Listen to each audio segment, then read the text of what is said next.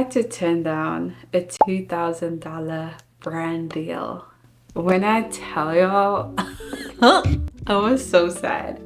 So a brand reached out to me. This was like when I was posting more often South African content. A brand reached out to me and they were like, well, it's not even a brand, it's a lawyer firm.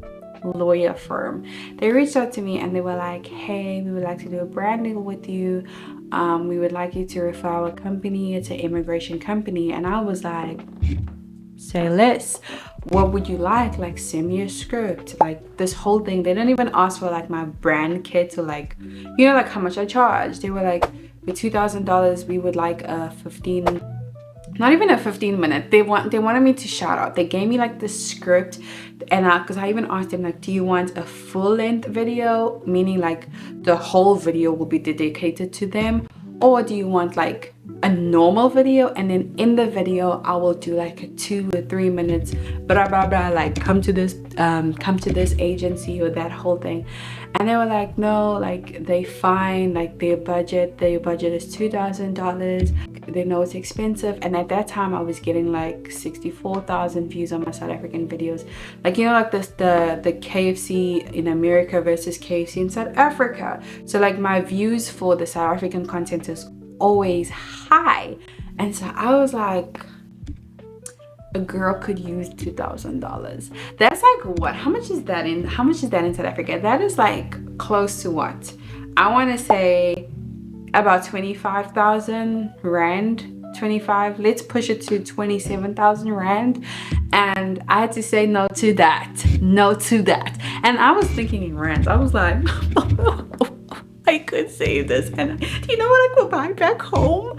But integrity, you know guys, I had to use integrity, because when I decided that I'm going to be a content creator and create content, I was very clear that I'm not going to be a content creator that lies about stuff, because I could have easily taken that money and said, guys, go with this immigration company, you know, they will help you with your documents. This is the one I use.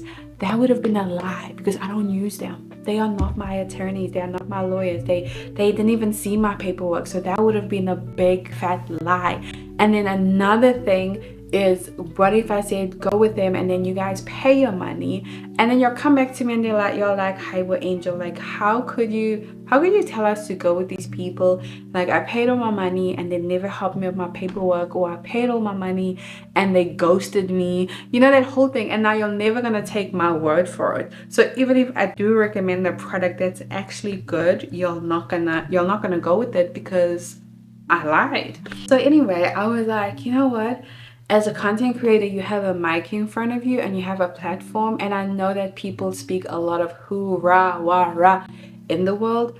I choose not to be that person, and as much as I would love that money, I had to politely say no. They even tried upping it to like 2.5 because their clientele, like they were trying to break into Africa, so they were trying to break into Nigeria and South Africa and Kenya.